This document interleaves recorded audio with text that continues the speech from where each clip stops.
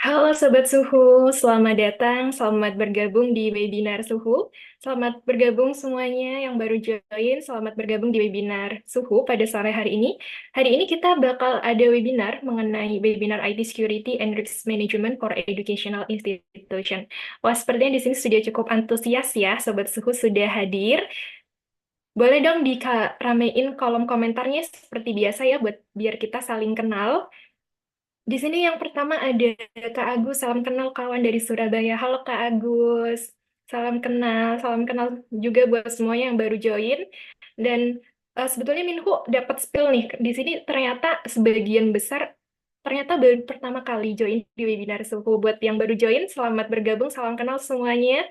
Salam kenal dari Aceh, wah jauh ya, dari Muara Bulian, Kabupaten Batanghari, Jambi. Wah, Jambi ini kota kelahiran saya nih kebetulan. Kemudian dari Kak Randy dari Riau, salam kenal semuanya dari Makassar. Jauh-jauh ya sobat semuanya. Oke, ada yang dari Sulawesi Tenggara, Purwokerto. Ada yang dari Jogja. Kebetulan Suhu domisili kantornya ada di Jogja nih teman-teman. Dari Padang, wah, kebanyakan dari Sumatera, dari Makassar, dari Pulau Makassar. Oke, baik Sobat Suhu semuanya, semoga Sobat Suhu semua yang ada di sini dan sudah join di webinar kita sore hari ini, semoga semuanya dalam keadaan sehat, kemudian koneksinya lancar, biar bisa menyimak materi atau paparan materi yang akan disampaikan oleh narasumber yang tentu saja luar biasa yang akan menemani Sobat Suhu selama 1,5 jam ke depan. Baik, Sobat Suhu, karena tadi sudah kenalan ya, dan di sini masih banyak nih yang baru nulis ya, salam kenal semuanya, selamat bergabung di webinar Suhu. Sebelumnya izin perkenalan ya, saya Ruswanti selaku moderator yang akan membersamai Sobat Suhu dalam 1,5 jam ke depan di webinar kita hari ini, yaitu webinar IT Security and Risk Management for Educational Institution. Sepertinya Sobat Suhu di sini sebagian lagi ada di waktu prime time nih, masih ada yang kerja, kemudian yang mahasiswa mungkin masih kuliah, dan lain sebagainya. Terima kasih banyak atas waktunya, atas kesempatannya juga sudah meluangkan untuk join di webinar kita pada sore hari ini. Dan sepertinya kita juga sudah lama ya tidak saling sapa, karena terakhir di bulan Februari sebelum di sesi bulan puasa, kami ada event ngabuburit, dan kali ini kembali lagi ke event webinar.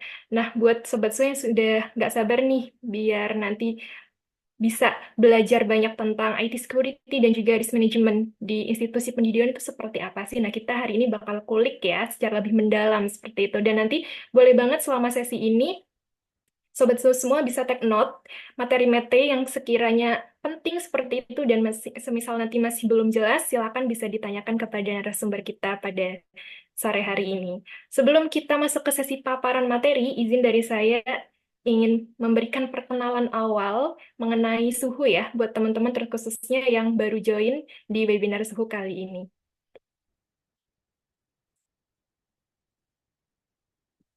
Baik, Sobat Suhu, untuk webinar outline pada hari ini, yang pertama kita ada presentasi materi yang nanti akan disampaikan oleh Pak Doni selaku narasumber kita pada sore hari ini.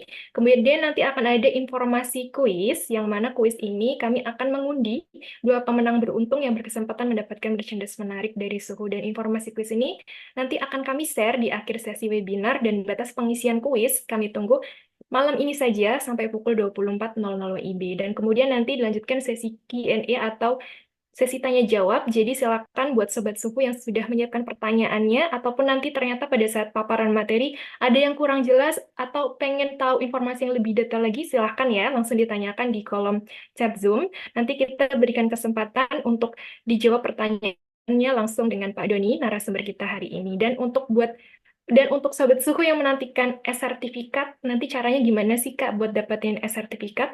Informasi e-sertifikat nanti akan kami share di akhir sesi webinar, jadi stay tune terus dari awal sampai akhir, dan semoga sobat suku koneksinya juga lancar, jadi nggak skip ya informasinya, karena e-sertifikat ini syaratnya adalah dengan mengisi form feedback, kami bagikan linknya di akhir sesi webinar.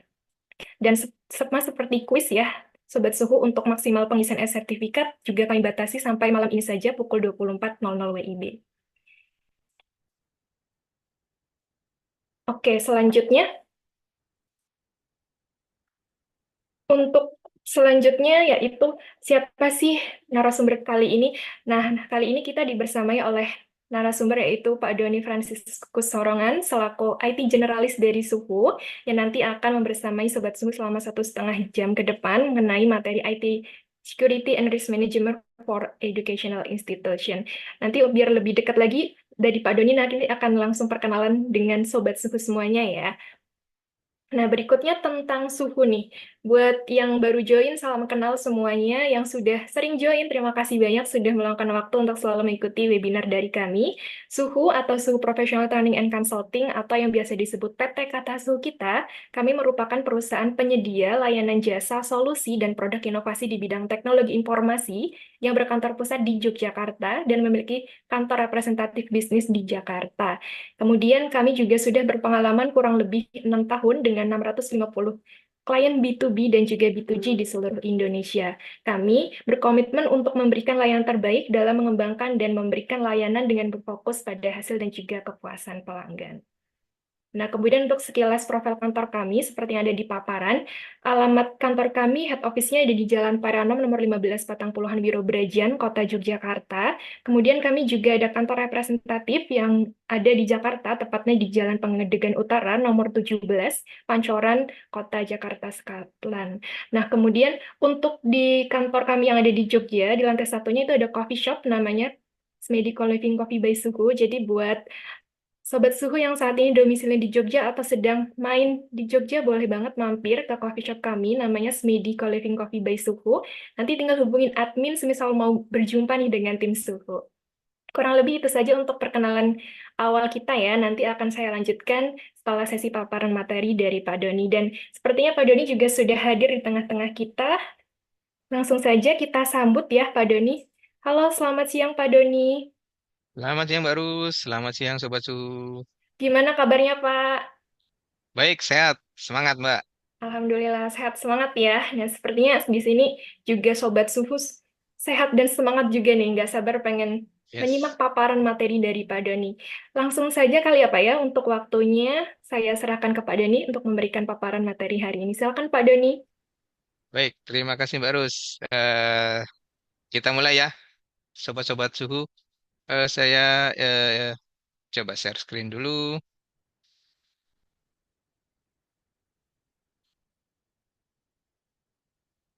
Ya, apakah sudah terlihat? Sudah terlihat Pak Doni. Oke, oke. Ya, jadi webinar kita kali ini tentang IT security ya dan risk management for education institution. Ya, secara umum sebenarnya keamanan informasi sama ya, cuman mungkin kita coba melihat dari karakteristik dan challenge ya, tantangan yang ada di institusi pendidikan ya. Karena tentunya setiap bisnis, setiap institusi punya karakteristik sendiri. Jadi kita coba mungkin juga nanti diskusi ya sama teman-teman kalau di sini ada yang dari institusi pendidikan, terutama mungkin perguruan tinggi ya. Karena perguruan tinggi banyak yang menempatkan perguruan tinggi itu setara dengan enterprise ya sebenarnya ya. Kalau dilihat dari tentunya perguruan tinggi yang jumlah studentnya 10.000 ke atas misalnya begitu ya, itu sudah pasti enterprise lah ya. Karena usernya sebanyak itu dan tentunya resources TIK-nya juga besar ya. Dengan jumlah yang sebanyak itu tentunya harus punya resources TIK yang besar juga, operasional yang eh, cukup kompleks juga begitu ya. Sehingga mungkin kalau kita mengambil kampus sebagai acuan itu tentunya sangat ideal juga ya. Oke, kita mulai ya. Nah, kita mulai masuk dengan karakteristik TIK di lingkungan pendidikan gitu ya. Ya, jadi karakternya tentunya banyak pengguna yang dan perangkat yang bring your own device ya, yang membawa sendiri ya. Jadi mungkin kalau di kampus ada lab, tapi tentu jumlahnya terbatas ya, dan mungkin juga lab-lab yang jumlahnya banyak itu biasanya lab-lab yang teknik ya, terutama yang mungkin teknik informatika tentunya yang karena memang secara mata kuliahnya itu banyak menggunakan resource PC komputer begitu ya, dan server mungkin dan perangkat-perangkat jaringan. Namun juga beberapa prodi tentunya juga sudah banyak yang menggunakan digital ya, sehingga juga rata-rata semua program studi juga mempunyai lab begitu ya.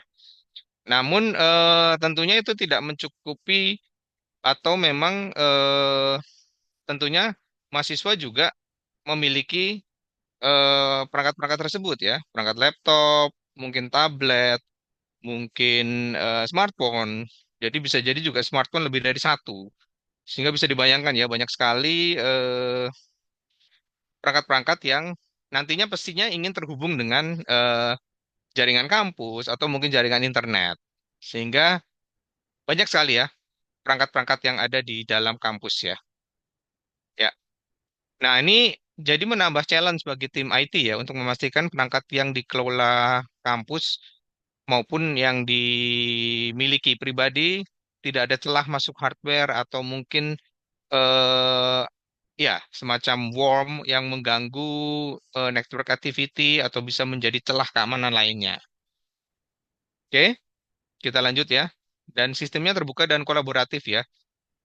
Banyak sekali sistem-sistem mungkin yang dari Dikti atau mungkin dari eh, eksternal atau saling berbagi antar perguruan tinggi sehingga kalau tidak diatur tentunya bisa menjadi ada pelanggaran akses ya. Harusnya yang tidak boleh diakses itu bisa terakses dan atau bisa dimanipulasi datanya, dicuri seperti itu ya. Jadi ini challenge-nya juga ya atau kondisinya juga ya yang ada di kampus. Nah, dan sorry. Nah, selain tadi ya bisa berbagi pakai dengan institusi luar juga secara tools-nya juga bermacam-macam yang digunakan ya dalam sistem akademik ya, dalam institusi pendidikan ya, ada sistem informasi akademiknya, ada email pasti ya, lalu layanan cloud kampus misalnya yang file storage ya, atau mungkin messenger lain-lain seperti itu ya, sehingga memperbesar potensi serangan jika tidak dibatasi dan dilindungi dengan baik ya. Nah, dan kesadaran keamanan informasi mungkin belum baik ya, karena bisa jadi memang bukan yang dari TIK. Meskipun dari TIK pun mungkin kalau memang jarang mengulik atau jarang mempelajari ya tentang keamanan informasi, tentunya ada hal-hal yang masih belum diketahui ya. Sehingga sangat wajar kalau itu bisa dimanfaatkan. Jadi, namun tidak menutup kemungkinan juga ya, karena memang sekarang sudah berita dan masif dan teman-teman, terutama generasi-generasi yang baru ini kan sudah natively digital ya, sudah sangat-sangat familiar dengan tools yang atau eh, sistem-sistem atau aplikasi-aplikasi yang banyak digunakan untuk produktivitas itu tentunya mungkin sudah familiar ya, tapi mungkin tidak sadar secara baku atau implementasi sebenarnya seperti apa. Tapi mungkin sudah dilakukan ya keamanan informasi. Seperti teman-teman sudah terbiasa dengan OTP misalnya begitu ya. Itu sebenarnya sudah merupakan salah satu best practice keamanan ya. Namun ada baiknya kalau dibakukan ya pengetahuannya ya, knowledge-nya. Sehingga teman-teman punya awareness yang lebih baik begitu ya. Oke, nah tantangannya apa? Tantangan keamanan di dunia kampus ya. Ya, kebocoran data ya. Jadi sebenarnya banyak sekali informasi sensitif yang ada di kampus ya. Dari transkrip nilai, data pribadi ya, hingga penelitian akademik yang mungkin bisa berhubungan dengan haki ya, atau supaya tidak diplagiasi misalnya begitu ya. Ini bisa bocor ya kalau tidak dilindungi dengan baik aksesnya, kontrolnya, tidak dienkripsi ya. Kalau dienkripsi kan eh, antisipasi, misalnya setelah data bocor, setidaknya data itu tidak bisa langsung serta-merta dibaca, dimanfaatkan, disalahgunakan begitu ya. Tapi enkripsi itu berarti kalau bisa sempat keambil itu sebenarnya juga tetap sesuatu yang bahaya ya. Kalau meskipun data sudah terenkrip, dan bisa diambil, paling nggak ada celah ya, dia bisa mengambil data itu. Harusnya datanya tidak bisa terambil, misalnya begitu ya. Contoh mungkin kayak beberapa tahun lalu ada marketplace besar kita ya, itu data usernya bocor ya. Namun masih ada untungnya ya, masih ada untungnya passwordnya di encrypt dan encryptnya juga bukan encrypt yang standar ya. Ada ini tambahan ya, ada proses tambahan lagi begitu ya. Sehingga data passwordnya tidak bisa di reveal ya. Tapi tentunya mungkin ada data-data yang sebenarnya juga pribadi ya, seperti email, seperti nomor HP itu tetap bocor begitu ya. Karena kita juga kalau kita mengencrypt semua kolom di database tentunya effortnya besar ya. Mungkin kalau teman-teman yang tahu dengan cara mengambil data, tentunya akan repot di query-nya ya. Di query kita ketika melakukan query. Kalau semua data di encrypt misalnya begitu ya. Makanya yang standar di encrypt itu password yang sudah pasti ya. Agar juga admin juga tidak bisa mengintip ya. Kalau kalau kita tidak melakukan enkripsi kolom password, nanti misalnya ya adminnya menyalahgunakan, dia bisa tahu password plain text-nya, teks yang tidak terenkripsinya. Nanti dia mencoba di akun lain milik pengguna tersebut, bisa jadi sama ya, karena kita sadar kadang password kita sama semua gitu ya. Nanti nanti ada bagian ya tentang cerita tentang password ya, plus dan minusnya gitu ya. Nanti ada di bagian sini juga ya. Nah, jadi dan kita juga harus melakukan monitoring aktivitas sistem ya.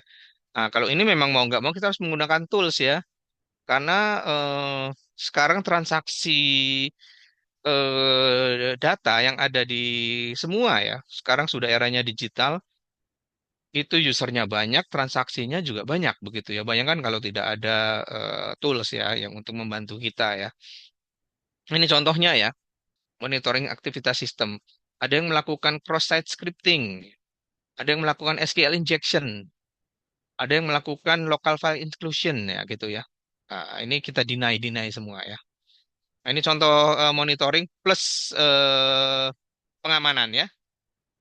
Ini contohnya ya. Jadi kita harus melakukan ini. Seperti yang saya sampaikan tadi, sebenarnya universitas dengan jumlah student yang banyak itu sudah termasuk enterprise ya. Mungkin teman-teman yang di sini ada yang hadir sebagai pengelola TIK di kampus gitu ya. Eh, boleh kalau angkat tangannya ya, jadi saya bisa tahu ya. Face dengan emoticon atau ya, adakah di sini teman-teman? Saya mantan ini juga ya dulu eh, IT-nya kampus ya, jadi sangat relate dengan kondisinya gitu ya. Oke lah, kita lanjut dulu ya. Oke, jadi kebocoran data seperti itu ya. Ini bisa kita lapis ya dari mengendalikan aksesnya. User-user atau pengguna-pengguna mana yang boleh mengakses resources tertentu. Yang mengaksesnya juga privilege-nya apa saja, haknya apa saja, misalnya begitu ya. Lalu kita enkripsi data-data yang sensitif ya. Lalu kita monitoring juga aktivitasnya. Seperti itu ya. Jadi keamanan bagusnya berlapis ya. Seperti kayak bawang begitu ya. Ada yang bilang onion ring gitu ya. Jadi lapis-lapisannya ada banyak ya kalau kita tahu bawang merah begitu ya. Oke, lanjut ya. Perangkat yang tidak aman ya. Kita tidak bukannya memukul rata mengeneralisir ya. Eh, kadang kita menggunakan OS-nya bajakan misalnya begitu ya. Lalu atau misalnya Ori cuman kita agak malas ngupdate ya karena memang kadang butuh waktu dan restart restart gitu ya. Mungkin kita kurang nyaman dengan hal tersebut. Atau memang sudah direkomendasikan diupdate tapi kita abaikan misalnya begitu ya. Nah, ini sebenarnya bukan praktik yang baik ya, hal-hal seperti itu ya. Karena sebenarnya patch itu eh, akan mengamankan celah-celah yang ditemukan ya, begitu ya. Meskipun ada resiko, ya memang tidak menutup kemungkinannya. Ada resiko bahwa patch-nya masih belum stable gitu ya. Kalau kita memang terlalu up to date, Kadang misalnya patch-nya belum stable dan malah bermasalah ya resiko memang ya. Tapi kan kita bisa rollback daripada kita kehilangan data ya, begitu ya. Eh, Resiko itu tetap ada ya, tapi tentunya saya yakin persentasenya lebih lebih kecil daripada yang sukses karena tentunya juga yang penyedianya tidak mungkin asal-asalan ya. Tentunya dia juga menguji dulu kan. Ketika mereka melakukan ada update, ada patch gitu, mereka tentu akan menguji dulu di lingkungannya mereka sebelum dirilis ke publik ya. Nah, ini salah satu ini juga ya yang apa namanya challenge-nya ya yang ada. Oke, nah lalu juga saling berbagi password pada teman atau pihak lain ya. Mungkin beberapa berpikir sistem akademik lah santai lah, teman baik nggak apa-apa tahu gitu ya. Nah, cuman mungkin kalau di kampusnya itu sudah menerapkan single sign on, itu bahaya ya, karena dia akan bisa mengakses emailnya juga ya. Seperti dulu di tempat saya, memang saya buatkan seperti itu ya, single akun lah paling nggak ya, single akun. Sehingga dengan akun yang sama kita bisa pakai untuk login ke koneksi internet, lalu ke misalnya ke Learning Management System, LMS, atau apa istilahnya itu? eh ya, yang kayak Moodle begitu ya. Lalu login ke emailnya dan login ke sistem informasi lainnya. Nah, bayangkan kalau itu dibagikan gitu ya. Ya entah saking percayanya atau tidak aware misalnya begitu. Sebenarnya itu bukan praktik yang baik ya. Tujuannya saya dulu membuat itu juga supaya ada paling nggak ada pertimbangan yang dalam ketika membagikan kredensialnya ya. Karena itu bisa disalahgunakan gitu ya. Nah, jadi tapi mungkin masih ada yang melakukan hal ini begitu ya. Tapi mulai sekarang mungkin mulai dipertimbangkan ya, karena dia bisa menjadi impersonal personifikasi begitu ya, mengatasnamakan seseorang dengan akunnya gitu ya. Karena kan kalau saya nerima email dari rekan saya misalnya, saya nggak tahu siapa yang ngetik, siapa yang mengirim gitu kan. Tapi saya percaya ketika emailnya valid ya saya percaya itu adalah representasinya dia begitu, akun itu gitu ya. Sama seperti kayak teman-teman berbagi PIN. Bang nggak akan mau disalahkan ya. Kalau teman-teman ATM ngasih PIN gitu ya. Lalu protes, oh itu yang ngambil teman saya. Lah dia melakukan masuk ke sistem dengan legal dengan melakukan eh, penarikan transaksi dengan PIN yang valid begitu ya. Masalah bagaimana dia cara mendapatkan PIN-nya itu, Bang ya nggak bisa tutup mata aja begitu ya.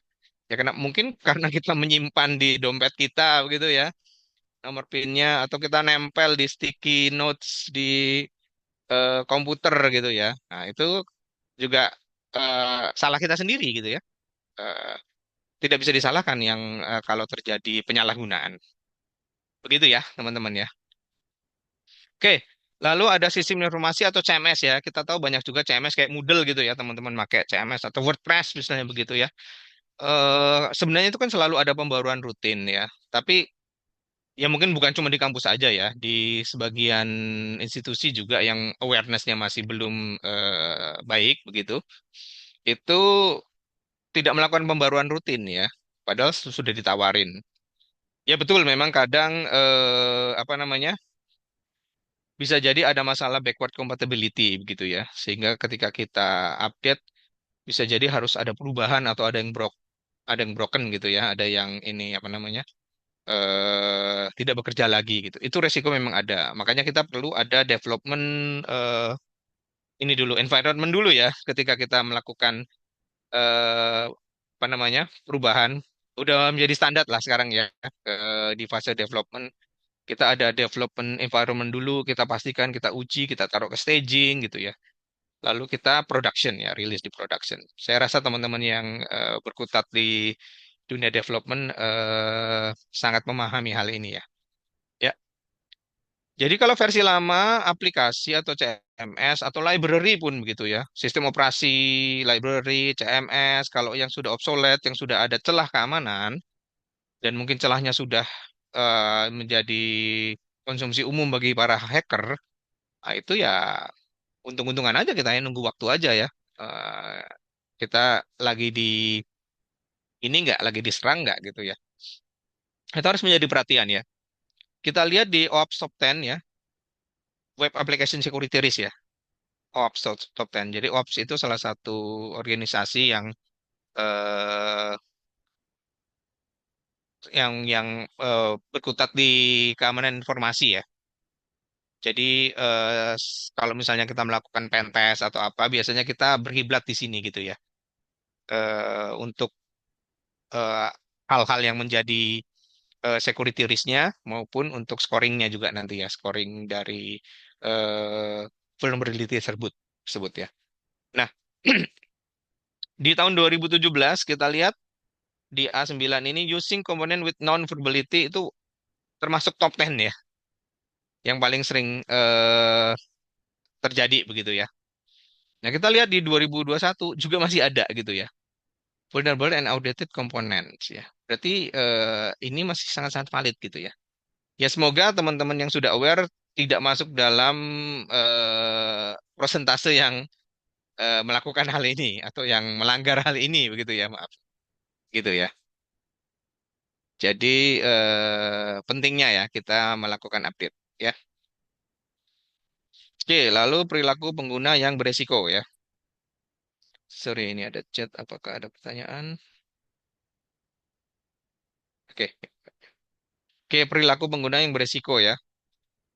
Nah, ini sering kita lupa logout dari suatu perangkat.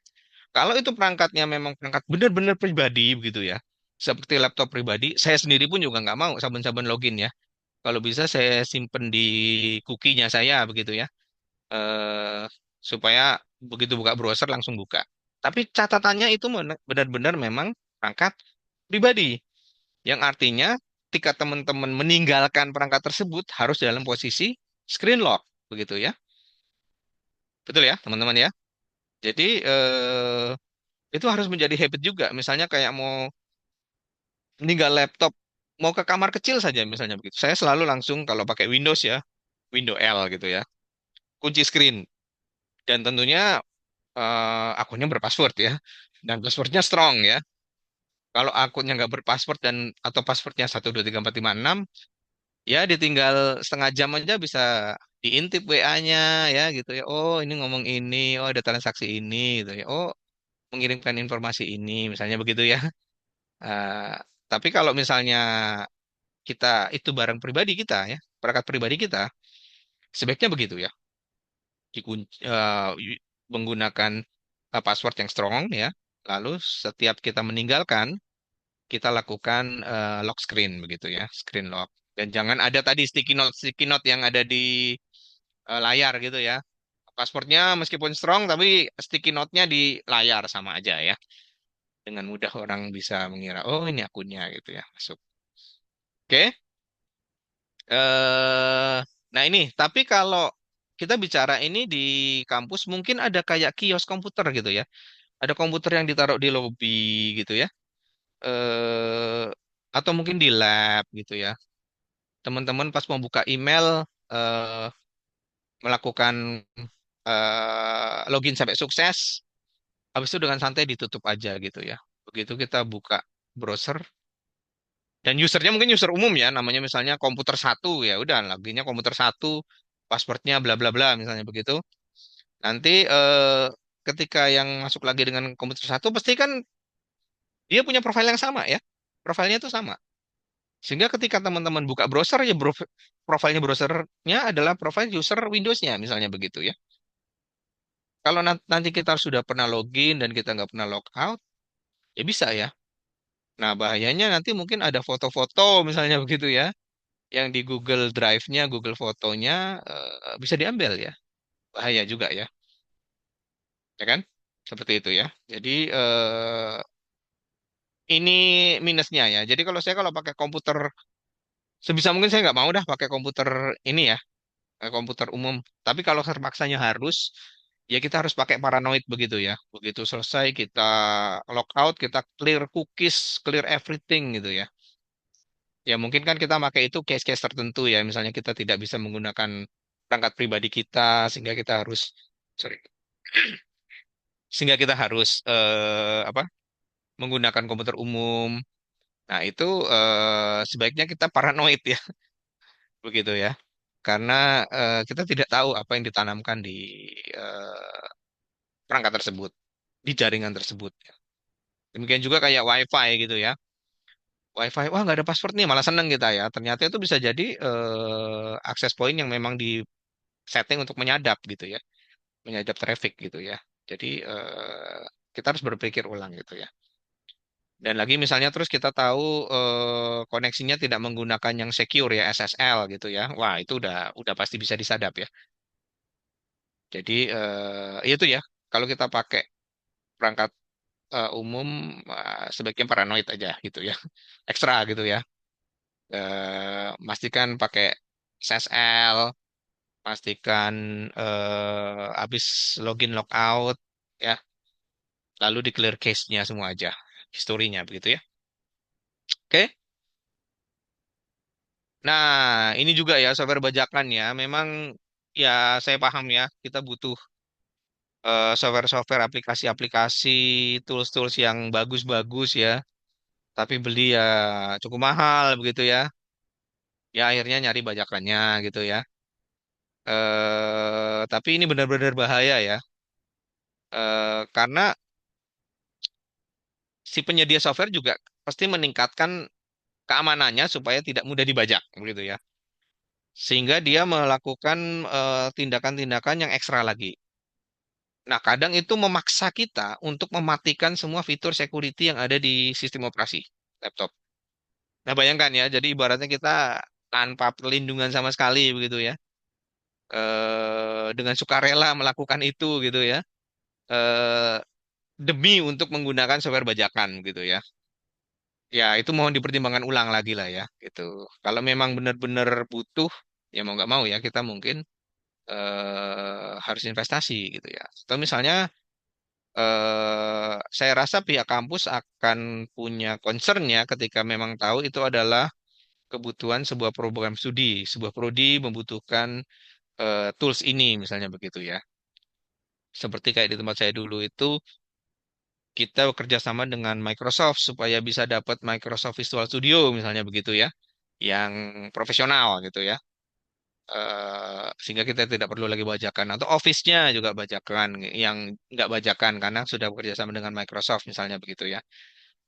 Itu sangat-sangat membantu ya sehingga mengurangi atau kalau bisa dihilangkan deh jangan pakai apa namanya software bajakan gitu ya. Nah, alternatif solusinya apa? Ya kita bisa pakai ini ya. Misalnya, nggak tahu ya kalau teman-teman, kalau saya mungkin karena generasi lama ya ngertinya ini gitu ya. Tapi ya kadang kalau saya nyari tools-tools apa gitu, saya coba di sini ya. Lumayan sih ya. Banyak tools-tools yang masih saya pakai sekarang membantu untuk kerjaan saya. Eh, dan ini memang open source, jadi memang eh, dia tidak intended untuk mendapatkan profit, sehingga untuk apa dibajak begitu ya. Oke, lalu bisa juga menggunakan online tool jika datanya tidak sensitif ya. Misalnya kita mau translate misalnya ya, atau mau eh, membuat hash gitu ya dari sebuah file gitu ya. Itu bisa aja pakai online tool ya, selama datanya tidak sensitif. Jadi hati-hati ya ketika kita masukkan ke aplikasi yang ada di cloud, kita nggak tahu apakah data kita di lock, disimpan begitu ya. Contoh aja yang paling populer apa ya, ChatGPT begitu ya. ChatGPT pun mereka kan juga bisa jadi informasi yang kita masukkan menjadi bahan trainingnya dia juga nanti begitu ya. Makanya di ChatGPT kan punya ini ya, punya opsi temporary chat gitu ya, yang artinya memang tidak di case oleh dia begitu ya. Nah, apapun itu tapi tetap aja kita kalau datanya sensitif lebih baik nggak gitu ya. Karena meskipun sudah diklaim seperti itu, kita nggak tahu ya di belakang layarnya seperti apa gitu ya. Intinya begitu ya. Jadi online tool jika datanya tidak sensitif, oke lah kita pakai. Artinya ketika itu di case, disimpan masuk dalam log, ya tidak apa-apa, karena itu adalah informasi umum, misalnya begitu ya. Ya, intinya garis bawahnya adalah sebisa mungkin jangan pakai software bajakan ya. Eh, kita pakai yang legal-legal aja ya gitu ya. Kalau butuh coba cari open source-nya dulu. Nggak ketemu coba cari online tool-nya dulu gitu ya. Selama tidak ada data sensitif. Kalau memang benar-benar perlu berarti ya harus kita anggarkan ya, harus kita budgetkan ya. Oke, lanjut ya. Update keamanan sistem eh, operasi ya. Jadi ini kita bicara eh, kayak di Windows sudah ada ya Windows Defender ya. Ya ada yang bilang kurang bagus, kurang apa, tapi tetap lumayan daripada nggak sama sekali ya. Karena terbukti dengan kita install software bajakan dia bisa deteksi. Ketika ada anomali bisa deteksi. Apalagi nanti ditambah dengan knowledge kita gitu ya. Sejauh ini saya sih ya belum pernah kena juga ya ransomware atau virus atau apa sampai kehilangan data gitu ya. Karena memang saya menjalankan best practice-nya semua gitu ya. Tidak menggunakan bajakan misalnya begitu ya. Dan saya paling senang ketika ada update, ya udah saya turutin lah. Paling berapa lama sih gitu ya. Ini saya cek pagi tadi ya gitu ya. Jadi sudah up to date begitu ya Windows-nya ya. Oke, jadi janganlah ya kita tunda atau menolak update ya. Ya lakukan ketika mau mau istirahat, mau pulang gitu ya. Luangkan waktu. Selama koneksinya bagus, paling lama kayaknya 5 menit ya atau 10 menit lah ya paling lama. Catatan koneksinya bagus ya. Oke, kita lanjut ya. Nah, kadang kita link tidak terpercaya demi mendapatkan sebuah informasi ketika kita sampai lupa segalanya begitu ya. Punya apa-apa di klik klik klik klik klik gitu lah. Dulu agak mudah ya ketika belum ada URL shortener begitu ya. Jadi pasti kita bisa tahu ya kalau namanya aja udah nggak meyakinkan, nggak pakai HTTPS misalnya begitu ya. Lalu namanya kok blogspot.com misalnya begitu ya. Eh kita pasti udah curiga ini nggak bener nih gitu kan ya. Nah sekarang agak susah karena kita ada shortener gini ya kayak Bitly, TinyURL. Jadi kita sebaiknya jangan ngeklik dulu sebelum kita yakin gitu ya. Nah ini ada toolsnya ya. Nah ini ya, ini contoh saya coba yang eh, link webinar kita gitu ya. Kita coba lihat dulu. Nah ini kan pakai Bitly ya.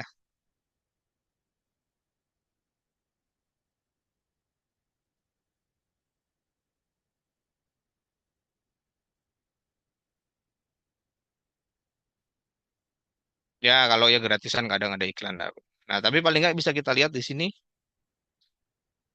ya. Nah ini ya. Zoom.us ya, ya kita tahu ini terpercaya begitu ya. Oke, oke lah. Berarti ini Zoom link ya, benar gitu dari Zoom. Misalnya begitu ya.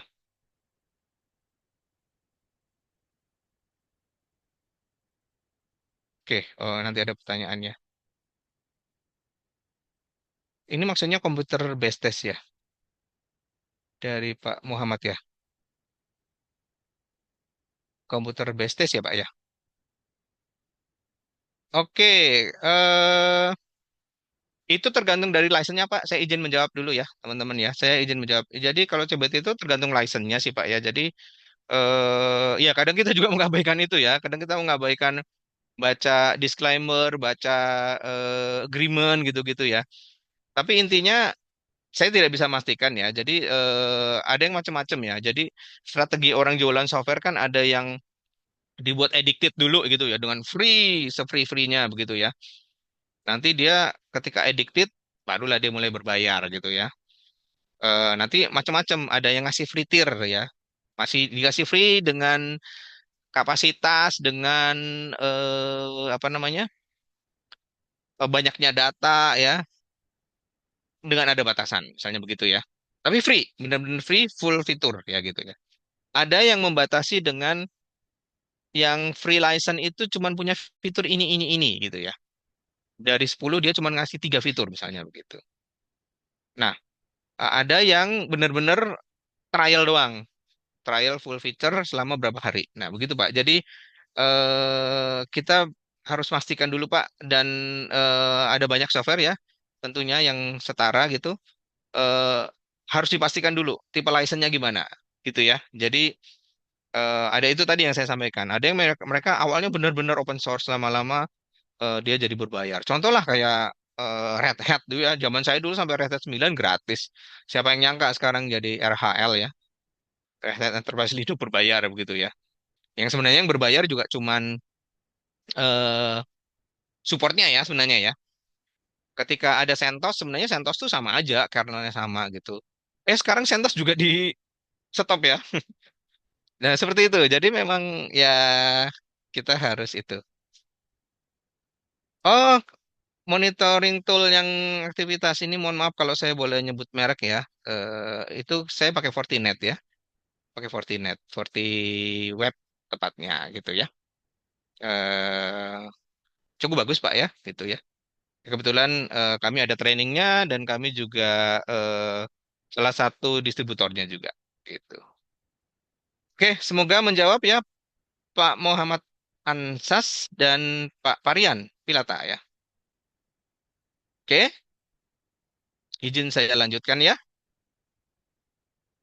Oke, nah ini ya tadi ya, sebaiknya kita tadi ya paranoid ya, cek ya, certain area. Daripada kita udah terlanjur ngeklik ternyata eh, ada sesuatu proses di belakangnya gitu ya, yang merugikan kita gitu ya. Oke, kita lanjut ya. Oke, nah sekarang resiko umum di kampus ya. Ya, karena dia jadi begini, ketika kampus sudah menggunakan tools-tools keamanan yang berlapis ya, ada firewall tadi, ada yang FortiWeb tadi yang contoh ya. Lalu ada em, mungkin datanya dienkripsi, strong password ya. Lalu aplikasinya juga udah secure, pakai token, pakai MFA ya. Sudah hacker kehabisan cara kan. Dia mau perang lawan sama alat, sama tools gitu ya. Dan tapi tools catatannya kita bayar ya, biaya ya. Tapi sekali lagi saya pandang kampus yang besar itu enterprise gitu ya. Jadi sebenarnya kalau menjadi operasional cost pun sangat-sangat wajar ya. Karena prinsip keamanan informasi adalah data yang dilindungi tidak boleh lebih apa perangkat yang melindungi sebuah data tidak boleh lebih mahal daripada datanya itu sendiri. Nah, padahal kalau kita bicara kampus besar yang datanya puluhan ribu mahasiswa, tentunya ada operasional cost untuk keamanan sangat-sangat wajar, ya kan? Gitu. Nah, teman-teman IT harus sudah memberikan awareness ini nih kepada decision maker nih, ya kan? Bahwa kehilangan reputasi, kehilangan apa ya? Atau mungkin bisa jadi kalau orangnya melek hukum ya bisa jadi ya jadi subjek hukum ya kan? Kita tidak melindungi data dengan baik begitu ya, privacy data gitu ya. Sekarang udah mulai ramai PDP ya, eh, pelindungan data pribadi ya, ya kan? Kalau di luar negeri sudah banyak ya GDPR, bahkan beberapa situs pun kalau teman-teman lihat ketika mau kita buka dia sudah nanya boleh nggak saya simpan cookiesnya gitu kan, supaya meningkatkan performance begitu ya. Seperti seperti itu ya, karena memang itu bisa jadi subjek ya, subjek tuntutan begitu ya. Nah, itu tadi ya, ketika semua perangkat itu sudah baik, nggak ada celah lain selain phishing dan social engineering. Memanfaatkan ketidaktahuan kita, ketidakwaspadaan kita, ya kan? Dengan iming-iming apapun begitu ya.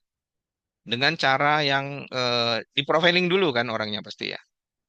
Zaman dulu tuh yang rame itu phishing dan social engineering itu yang telepon itu yang pura-pura jadi kerabatnya, atau pura-pura kerabatnya ditangkap aparat misalnya begitu ya. Lalu minta tebusan begitu ya. Atau sebaliknya ada orang yang menyamar jadi aparat dan eh, menceritakan bahwa anaknya kecelakaan lah atau apa begitu ya. Nah, akhirnya yang dipakai ini cara-cara ini ya. Makanya kita perlu punya knowledge dan tools untuk mengetahui ini phishing atau bukan gitu ya. Atau ya iming-iming uang bang misalnya begitu ya. Ya. Terus kita nggak awas dengan link-link yang dikirim, kita ditanya ngirim PIN sama ngirim paspor dan lain-lain ya. User itu mungkin kita dengan sukarela dalam tanda kutip ya. Karena ini ya, apa namanya? Nah itu dari Pak Agus Mawon juga bilang ya, bahkan sekarang pakai AI lebih mudah lagi begitu ya. AI kan untuk mempermudah aja gitu ya. Tapi kan konsepnya tetap sama ya, memanfaatkan ketidaktahuan ya dan lain-lain seperti itu ya. Maka kita dengan sukarela memberikan itu ya. Saya pernah ketemu di kereta ya, dia cerita ketika dia tahu saya IT, dia cerita dia baru kehilangan berapa puluh juta gara-gara ditawarin ini jadi BCA prioritas gitu ya. Jadi dia dengan sukarela memberikan semuanya, tahu-tahu habis uangnya gitu ya. Ya kalau udah gitu udah susah saya bilang kan kalau kita sukarela. Makanya itu hacker celah yang sekarang paling mungkin adalah itu ketika semua sudah secara tools, secara proses sudah baik ya, secara prosedur, proses dan tools sudah baik, lemah tinggal di people ya, tinggal di people saja kelemahannya. Sehingga dia menggunakan phishing dan social engineering gitu ya. Ada pertanyaan dari Pak Dimas Aulia Rahman. Izin bertanya Pak, kapan waktu kita perlu menginstal antivirus eksternal, Bitdefender, dan McAfee dan lain-lain? Ya, kalau kita cuma dapatnya yang masih free ya, dan kalau teman-teman malah punya Windows yang ori gitu ya, saya rasa malah memberatkan ya. Kita double double antivirus itu bahkan bisa saling ini apa namanya menganggap itu sebagai activity yang mencurigakan satu sama lain gitu ya, konflik lah ya, bisa dibilang begitu ya. Sehingga kalau menurut saya, kalau teman-teman punya yang pro dan memang dirasa fiturnya lebih baik, ya udah salah satu aja. Berarti yang bawaan OS-nya dimatiin gitu ya, lalu pakai yang pro aja. Gitu kira-kira jawabannya. Dimas, apakah menjawab? Oke, sambil kita tunggu, kita lanjut ya. Jadi itu ya, pentingnya awareness di sini ya. Oke, kita lanjut. Nah, malware sama ransomware ya. Menyusup sistem tanpa sepengetahuan pengguna atau mencuri data, merusak sistem atau mematahi aktivitas. Tapi tentunya masuknya juga nggak bisa. eh Ya, masuknya ada beberapa kemungkinan ya. Oke, yang pertama karena sistemnya kita obsolete. Jadi celahnya sudah ketahuan. Itu benar, berarti valid bahwa masuk ke sistem tanpa sepengetahuan pengguna atau zero day, ya zero day attack. Jadi belum ada yang tahu. Orang hacker itu yang pertama kali tahu ada celah itu, gitu ya. Ya, jadi ada korban mesti ya, ada korban pertama begitu ya. Ya, tapi yang kedua adalah dengan pakai bajakan tadi ya. Dengan pakai bajakan tadi, kita dengan sukarela mematikan semua antivirus supaya aplikasi bajakan itu jalan semua, gitu ya. Oke, ini masuknya ya. Entah itu virus, worm, malware, ransomware sama ya. Oke. Oke, saya jawab lagi ada pertanyaan ya. Pak Muhammad Ansat lagi. Pak, maaf izin bertanya lagi, bagaimana apabila kamu sedang ujian mengerjakan tugas menggunakan IT, perangkat internet, kemudian ada phishing online, apakah ada backup data yang misalkan kehilangan data error karena seorang phishing tersebut, bagaimana cara mengembalikan data yang hilang tersebut? Nah, kalau backup data itu harus sudah menjadi DNA kita, Pak Muhammad ya. Jadi memang kita jangan menunggu ini dulu ya, insiden dulu ya. Karena backup data itu harusnya memang sudah menjadi bagian dari daily ops-nya kita, operation hariannya kita, ya. Bahkan kalau yang ideal, teman-teman melakukan drill test setiap periode tertentu, memastikan apakah yang backup itu bisa saya recover, gitu ya. Kadang nanti kita udah pede-pede aja, ada backup kok, ada backup kok. Tahu-tahu pas kita mau recover nggak berhasil. Nah, gitu ya. Jadi memang backup dulu Pak ya. Selain yang live protection ya, seperti firewall, WAF gitu ya, harus juga kita punya yang cold backup tadi untuk disaster recovery-nya. Seperti itu, Pak, ya. Jadi saya rasa menjawab ya. Jadi itu tadi ya, backup itu sudah harus jadi DNA-nya kita ya. Harus ada dan harus ya tadi ya, bagaimana cara mengembalikan data yang hilang tersebut? Ya dengan melakukan the real test tadi ya. Kita memastikan. Nah, masalah recovery point objektifnya, RPO-nya, itu terserah bapak-bapak. Apakah daily dirasa cukup? Ya, ataukah hourly misalnya setiap jam? Atau bahkan harus punya replika yang benar-benar mirror. Begitu Pak Muhammad, menjawab ya. Nah, ini juga punya backup yang isolate ya, biar nggak kena ransomware juga. Iya, benar. Jadi idealnya kalau zaman dulu harus ada bentuk tape juga begitu ya. Ya, intinya harus kita isolasi ya backupnya. Bisa kita taruh di storage SS apa namanya S3 ya. Simple storage storage ya, simple service storage itu. Lalu kita cuman bikin satu arah aja, dia cuman write aja gitu kan. eh Misalnya begitu ya. Intinya aksesnya kita batasin, isolasi itu tadi. Oke, dan lagi kita punya multiple kalau ideal ya. Ada yang di NAS, ada yang di replika, misalnya begitu ya. Dan semuanya di ini apa namanya isolasi semua. Oke, adakah lagi pertanyaan? Yes, lanjut ya. Lalu data leak oleh pengguna ya. Nah, seperti file penting di cloud tanpa proteksi ya. Misalnya kita eh, naruh di cloud yang public access gitu misalnya gitu ya. Mungkin link folder terbuka gitu ya. Padahal mungkin harusnya filenya saja dan orang tertentu. Intinya terapkan prinsip least privilege ya. Jadi orang butuhnya apa, orangnya siapa, ya itu aja yang dikasih gitu. Oke? Izin bertanya Pak, biasanya dalam satu perusahaan pihak IT yang bertanggung jawab menjaga keamanan seluruh PC karyawan. Itu memonitoring gimana Kak? Apakah ada tools tertentu? Oke, ini ada ya. Kita bisa pakai ADR dan XDR. Pak, siapa ini? Maaf. Pak Dimas ya. Kita bisa pakai tuh lagi-lagi tools Pak ya. Kita bisa pakai EDR sama XDR Pak namanya Pak ya. Endpoint data response, detection response sama extended detective response ya. Itu ada toolsnya Pak ya. Nanti ada juga di tempat kita, di materi kita ya. Eh, jadi memang kalau kita bicara ideal ya Pak ya. Dulu di company saya tuh semua laptop tuh harus di, nah itu XDR EDR ya betul ya. Pak Muhammad Ridwan cuma menjawab juga ya. Eh ini di company saya dulu IDR-nya syaratnya harus milih salah satu OS. Jadi kita jeleknya nggak bisa punya dual OS. Karena kalau kita pakai dual OS di storage yang sama, kita nggak bisa enkripsi. Makanya ketika kita enkripsi ya, eh, kita salah satu misalnya kita pakai Windows, lalu kita pakai BitLocker gitu ya. Jadi ketika komputer itu hilang ya, dicuri, data masih nggak bisa diambil ya, karena terenkrip. Lalu harus login SSO. Lalu harus ada antivirus atau minimal Windows Defender gitu ya.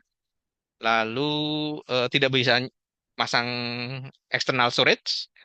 Nah, seperti seperti itu ya. Jadi kita harus menggunakan itu, Pak Dimas ya. Itu cara ini ADR ya. Endpoint security lah ya, salah satu endpoint security. Oke, oke lanjut ya. Lalu akses tak sah ke sistem akademiknya itu tadi ya. Kita harus menjamin yang saya sampaikan tadi, list privilege tadi ya. Yang mengakses role-nya apa, ya kan?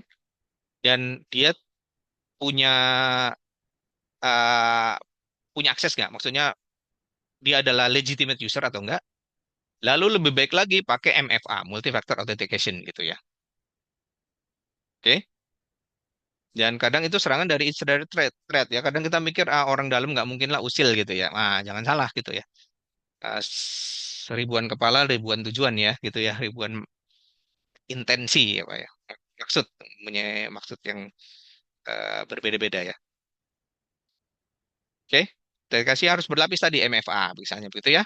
Lalu juga nggak mungkin lah mahasiswa dikasih role admin misalnya begitu ya. Oke, lanjut proteksi akun yang lemah ya.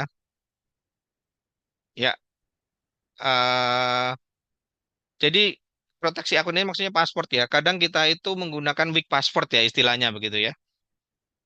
Ya memang trade off ya, namanya security sama kenyamanan karena kemudahan itu nggak mungkin di linear yang sama, linearitas yang sama ya. Pasti berlawanan ya. Ketika kita mau aman, ya kita pasti ribet dan berbiaya ya gitu ya. Tapi kalau kita mau simple ya nggak aman gitu kan.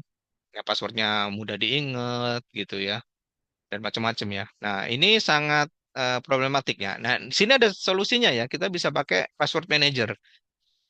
Jadi kita itu sengaja buat passwordnya tuh yang ribet begini ya. Contoh, bentar ya, saya pastikan dulu.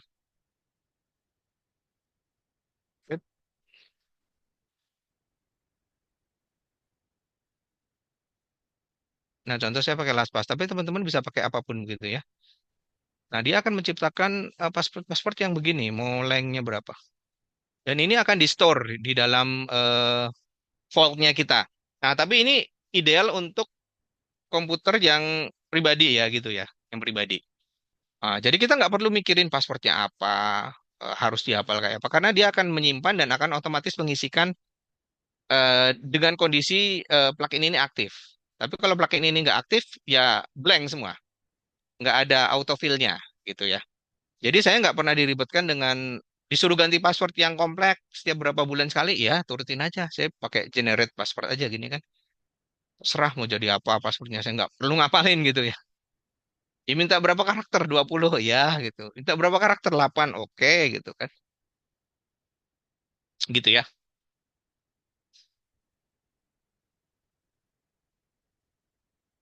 Izin bertanya Pak, saat ini banyak pengisian data melalui Gform seperti webinar dan viral acara formal, namun bisa melalui formal harus memberikan foto KTP. Oh ya ini harusnya bisa ini sih, bisa diprotes ya, karena KTP itu kan pribadi, takutnya disalahgunakan. Kita harus kritis juga ya, kalau misalnya memang, oh kalau BNSP ya, wait, coba. Ini ada minta KTP ya,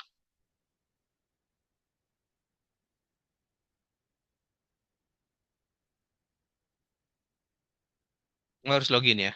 Oke nanti saya cek ya, kalau misalnya ini harusnya nggak dalam form umum, atau misalnya memang paling nggak harus ada ininya, ada PDP-nya lah ya gitu ya, ada jaminan PDP-nya. Ya.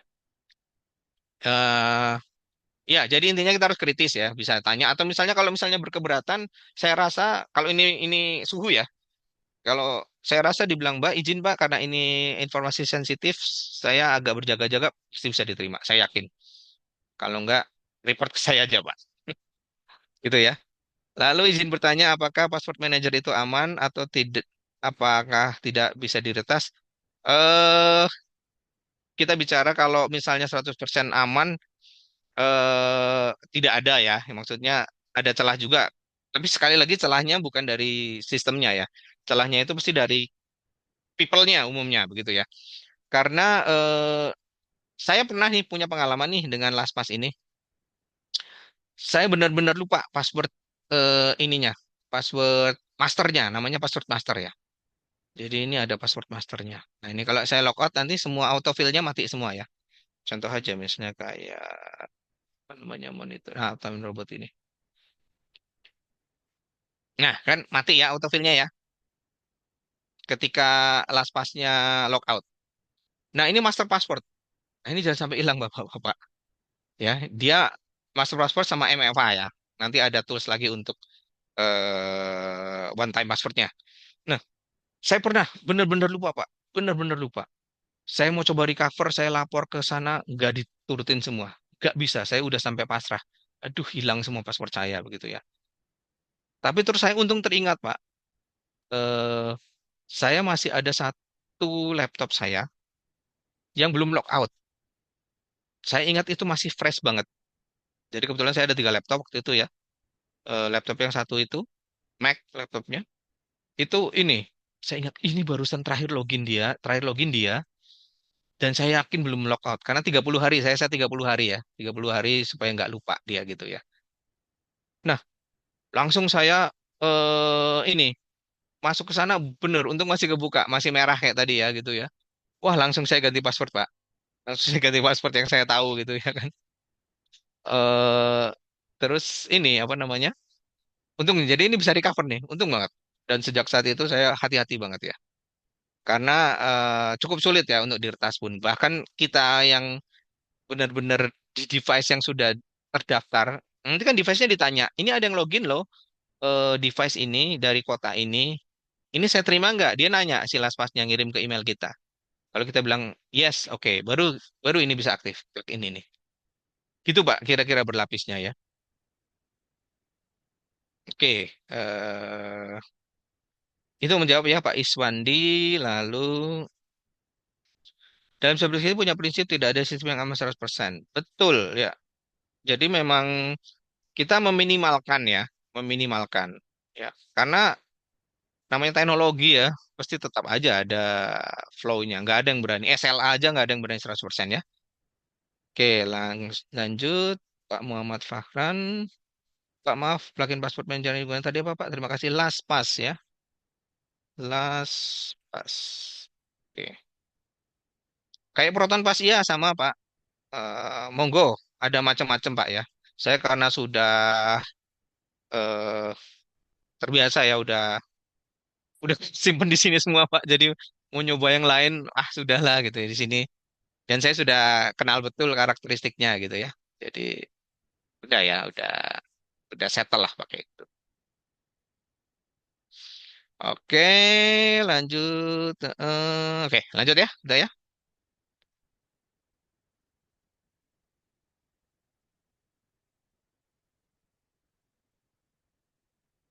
Oke, nah edukasi dan kesadaran keamanan ya. Nah, kita bisa jadi melakukan simulasi phishing ya gitu ya. Salah satu pentest juga ada yang begitu ya. Eh Kalau mau pentest serius, kadang tim kami itu nanti anu ngetes korban bisa di phishing nggak. Tapi kalau kita cuman yang surface pentest gitu ya. Jadi Suhu juga menyediakan jasa pentest ya. Itu kami ya cuman surface aja gitu ya, surface pentest ya. Tapi kalau mau yang deep pentest, kita bisa melakukan phishing juga ngetes ya. Oke, pelatihan online micro ya. Jadi mungkin kita bisa bikin, nah generasi-generasi baru ini kan seneng dengan short video begitu ya. Nah, ya Suhu kan juga sering ya kalau ngepoin sosmed kita gitu ya. Itu kita sering punya video-video reels singkat tentang tips trik ya, knowledge-knowledge gitu ya. Nah, ini contoh ya kita buat dalam konten gitu ya. Oke, kampanye juga sama ya, misalnya dipasang di digital signage ya, keamanan tentang keamanan ya, awareness atau mungkin punya newsletter gitu ya. Oke, atau ya tadi ya sosmed ya. Nah, ini efektif menjangkau mahasiswa ya karena gen yang baru ini kan memang approach-nya beda ya sama generasi saya ya. Dari Pak Ferry, izin bertanya Pak, kan tadi Bapak sempat membahas soal WiFi di tempat publik, pernah ada kasus seorang wanita pakai WiFi di bandara, lalu tak lama ada notifikasi masuk, kategorinya ada transaksi. Kadang kita hanya mau manfaatkan fasilitas tersebut, jadi kecolongan apakah semudah itu mencuri data WiFi? Nah, bisa jadi dia itu ini pakai yang rock access point ya, jadi itu tadi mungkin ada hacker yang sengaja buat access point ya AP hotspot gitu ya. Tujuannya memang ini nyadap dulu gitu ya. Jadi memang kalau di tempat publik mendingan pakai paket data sendiri deh. Kalau saran saya.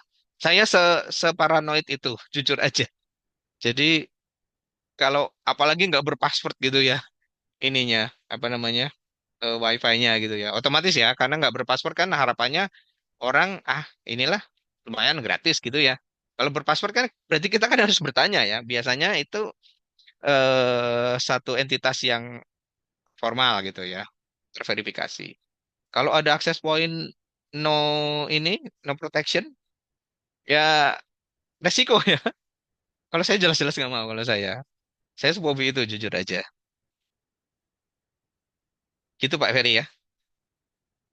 Oke, pesan pendek udah ya lanjutnya. Materi orientasi masih. Nah, ini bisa dimasukkan dalam ketika sekarang apa Pak? Kalau zaman saya itu ospek namanya apa ya sekarang itu? Eh, lupa saya namanya. Nah, itu bisa dimasukkan dalam materi situ ya. Namanya mungkin security induction gitu ya. Tentang prosedur keamanan ketika menggunakan fasilitas di kampus misalnya gitu ya. Dan juga awareness-nya gitu ya. Itu bisa ya dimasukkan dalam program ya. Oke, lanjut ya. Nah, ini kalau tadi yang strategi secara teknis ya, ini strategi yang manajemen ya. Nah, kita harus identifikasi dulu aset dan risikonya ya. Jadi informasi itu kan sebuah aset juga ya. Nah, kita harus identifikasi mana nih yang data pribadi yang penting-penting-penting. Ini yang kita classified, mana yang confidential, mana yang itu kita harus identifikasi dulu. Dan resiko-resikonya apa aja? Bisa kecurinya gimana gitu ya. Dan mitigasinya gimana gitu ya. Oke? Oke, Pak Gilbert. Apakah aman jika menggunakan WiFi publik dibanding dengan menggunakan VPN pada perangkat pribadi? Ya, agak lebih aman, Pak ya, karena ada tunnelingnya di situ ya. Jadi memang cukup, paling enggak, tapi pasti ada provider VPN-nya juga ya gitu ya. Kalau VPN-nya memang punya kantor sendiri, aman ya. Jadi memang Bapak cuman bikin tunneling ke internet aja begitu ya. Itu aman ya, karena Bapak punya VPN. Karena kalau VPN sendiri pun aslinya berbayar begitu, Pak ya. Karena itu juga suatu fitur, suatu service begitu ya. Nah, lagi-lagi kalau free ya risk selalu ada ya, selalu ada disclaimer ya. Risiko ditanggung penumpang ya. Begitu Pak Gilbert. Langkah awalnya adalah mengidentifikasi ya. Jadi awal kita identifikasi. Lalu kita membuat kebijakan penggunaan ya. Contoh ya, mahasiswa dilarang menyalahgunakan email institusi untuk spam. Dosen harus menyimpan data penelitian di server yang aman dan terenkripsi ya. Penggunaan lab komputer hanya dibatasi untuk kegiatan akademik, nggak boleh main game ya. Pergi gacor, Pak ya.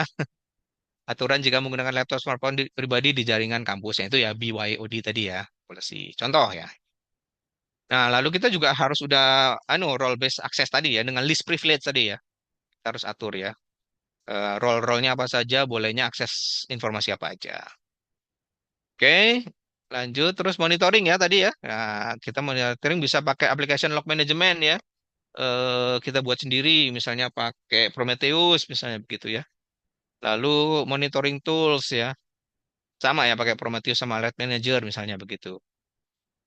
Lalu ada IDR tadi ya, Endpoint Detection and Response ya, Extended Detection and Response dan lalu ada CM dan kalau yang di atasnya lagi SOAR ya, untuk ininya apa namanya automatednya ya, automated response. Oke, nah ini proses risk manajemennya ya. Ya, resiko itu bisa berada dari luar ya, yaitu berarti serangan cyber atau dari dalam kesalahan pengguna atau memang ada oknum begitu ya. Lalu identifikasi dilakukan dengan observasi, wawancara, dan tinjauan sistem. Ya, ini contoh sederhana kita bikin metrik ya. Enggak. Kebocoran data mahasiswa, kategorinya TI, proteksi akun lemah, tidak ada enkripsi, BYOD, tambah kontrol ya. Dampaknya pelanggaran privacy, sanksi hukum itu tadi ya bisa jadi subject law ya. Nah, kemungkinan likelihood ini terjadinya kemungkinannya berapa nih? Misalnya kita mau skalanya 1 sampai 5 gitu ya. 4 berarti cukup mungkin gitu ya. Tinggi kemungkinannya.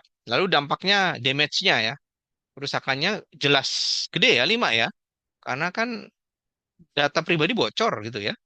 Dan bisa jadi tuntutan hukum misalnya begitu ya. Nah, jadi skornya 20 ya, 4 kali 5 berarti tinggi gitu ya.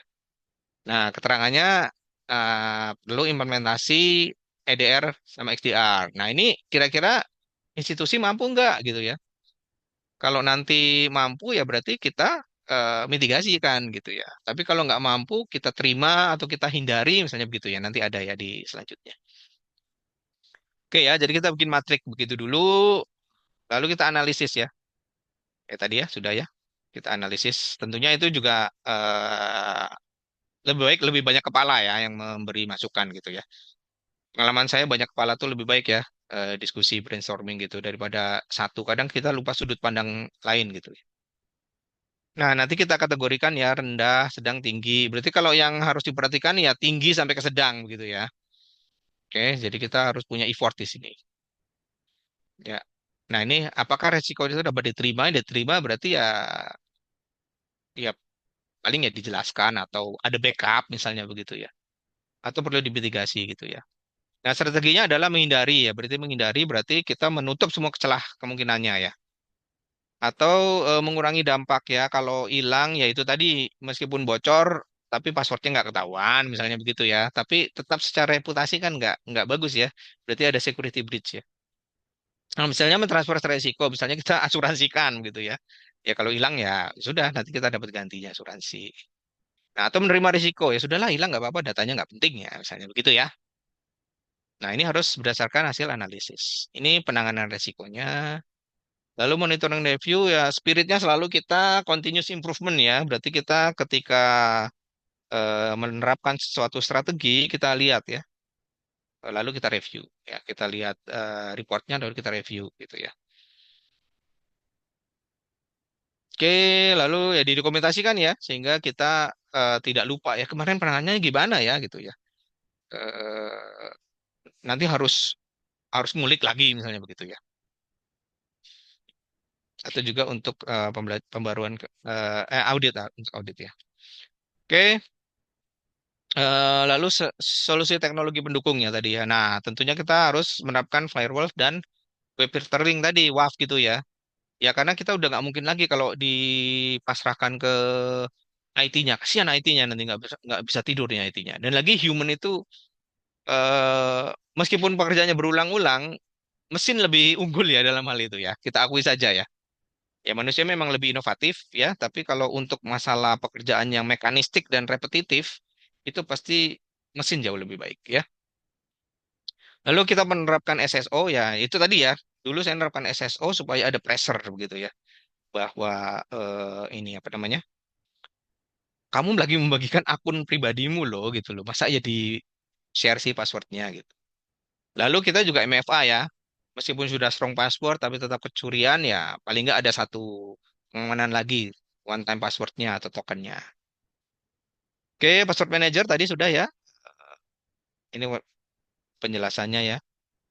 Supaya bisa strong password, eh, passwordnya nggak berulang-ulang, beda-beda ya untuk akun-akun kita di aplikasi atau sistem itu beda-beda pun nggak apa-apa kalau misalnya nggak SSO pun. Kalau misalnya SSO pun ya kita berarti tetapkan tadi ya MFA-nya gitu ya. Oke, nah ini endpoint protection ya yang tadi saya ceritakan ya.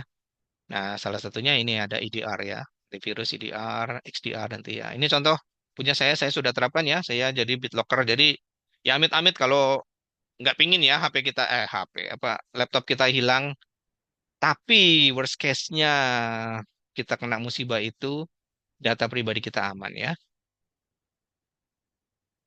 Paling nggak tenang gitu ya ketika di kereta saya lagi perjalanan tidurnya ya jangan ya kehilangan ya mungkin lebih ke material gitu ya. Oke, lalu ada open source untuk SIEM ya. Kita bisa menggunakan Wazoo atau LK ya, Stack, LK Stack, Elasticsearch, Logstash, dan Kibana ya. Oke, nah, rekomendasi langkah strategis, ya bentuk tim keamanan ya. Ya boleh sifatnya ad hoc ya. Kalau misalnya institusi pendidikan mungkin belum perlu 24 jam bertujuh ya. Tapi ada beberapa universitas yang memang sudah mulai punya uh, CSIRT-nya istilahnya begitu ya. Eh, Cyber Security Incident Response Team gitu ya. Itu yang bekerja 24/7 gitu ya. Tapi intinya harus ada orang yang ahli IT ya, ada dari manajemen sebagai decision maker dan perwakilan dari akademik ya karena kita institusi pendidikan ya. Mencakup edukasi, penanganan insiden dan audit keamanan. Oke, tinjau ulang ya sekali lagi ya. Tidak tidak ada yang statis ya, semuanya tuh berkembang ya. Yang pasti itu adalah perubahan ya. Itu adalah sesuatu kepastian ya. Jadi nggak mungkin itu jadi suatu dokumen yang tetap gitu ya. Nah, minimal setahun sekali. Nah, budaya keamanan sadar informasi ya jadi itu tadi kalau kita menerapkan induction ya di awal, lalu kita selalu ulang lagi, ngulangi lagi information security awareness misalnya begitu ya. Lalu kolaborasi ya, tentunya perlu ya. Kita tidak mungkin IT urusan sendiri. Nanti masalah kebijakan, masalah sosialisasi, mungkin kita butuh kerjasama dengan unit atau departemen atau bidang atau biro lain gitu ya. Oke, itu saya jawab dulu pertanyaannya yang ada di chat.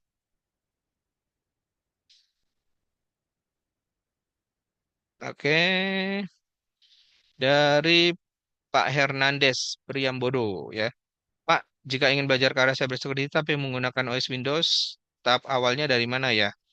Ya, ada sih, Pak. Jadi kita bisa ngambil tools-tools yang ada di Kali Linux itu versi versi Windows-nya ada ya, karena kebanyakan dibuat juga nggak pakai Python gitu ya. Nah, cuman mau lebih gampang sih pakai VMware aja, Pak. Install VMware gitu ya. Lalu kita install Kali Linux gitu juga bisa ya. Contohnya ini VMware-nya saya. Ini ya, Security and Forensic ya. Nah, ini saya pakai CIC Linux, Deception ini untuk target latihan-latihannya ya. BWA, ya Broken Web Apps untuk latihan-latihan. Lalu ini kali Linux-nya ya. Gitu Pak, menjawab Pak Hernandez ya. Dari Oida, ini Bapak atau Ibu, mohon maaf ya. Mohon info, apakah jika website institusi seringkali kena hack dengan web ganti judul itu karena web server dan security-nya kurang atau sebaiknya pindah server? Iya Pak, karena kurang Pak. eh Bisa jadi dari CMS-nya, bisa jadi dari OS-nya, bisa dari library-nya. Ya kalau misalnya pakai firewall ini udah sangat-sangat mengurangi sih Pak ya. Dan itu tadi ya, selalu update komponen-komponen yang lama. Lanjut ke Pak Bayu Dwi Cahyo. Izin bertanya Pak, kalau misal mau monitoring penggunaan internet user dan kenapa saya yang diakses itu bisa menggunakan app apa ya Pak ya? Nah, kalau sampai deep segini sih dia udah levelnya udah kayak firewall atau saya pernah pakai IAM Pak, Internet Access Management gitu ya. Ya cuman ini sebaiknya jangan terlalu digembar-gemborkan ya, karena pasti user tidak nyaman ya kalau tahu ternyata kita bisa sedip itu gitu ya. Jadi tentunya bijak-bijak dan juga mungkin tujuannya harus jelas dulu ya. Jadi kita harus punya background, punya kenapa kita melakukan itu gitu ya. Eh, Kenapa harus monitor sampai aplikasi apa saja yang digunakan gitu ya. Karena saya yakin user sebenarnya tidak nyaman. Ada Pak, pakai IAM Pak. Kalau saya boleh spill ini dulu saya pakai Sangfor ya. Eh, Kalau saya boleh spill merek ya. Oke, lanjut, lanjut. Izin bertanya dari Pak Gunawan. Web kampus yang sering kena hack, cara mendeteksinya gimana dan solusinya apa? Ada Pak, jadi ada tools yang untuk ngecek ininya ya. Tapi waktu itu saya pakai eh, ini gratis, tool gratis, malware detection ya, gitu ya. Ya lumayan lah bisa nemuin ya mana yang ini malware gitu ya. Tapi tentunya tools-tools yang berbayar tentunya lebih canggih ya gitu ya. Nanti kita tahu file mana yang kena gitu ya. Eh, Kalau malware detection itu open source Linux, ya lumayan lah. Saya pernah membantu saya begitu ya. Tapi kalau kasus yang lebih besar ya memang biasanya WordPress misalnya begitu ya. Atau Laravel pun juga kena ya gitu ya. Eh Waktu itu akhirnya kami ya ini Pak revamp semuanya. Karena ya teknologinya udah benar-benar obsolete. Ya, itu tadi ya, changes itu pasti, Pak. Ada satu titik, pasti kita harus revamp, kita harus buat ulang, kita harus ganti teknologi. Gitu, Pak Gunawan. Pak Hernandez lagi. Oh, ini sudah yang tadi Windows ya. Lalu ini apa ini?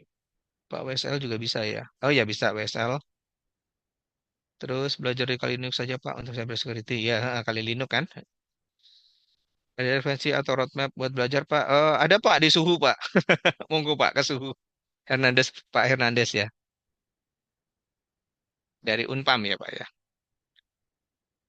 Oke, kita masih punya Berapa menit ini Mbak Rus?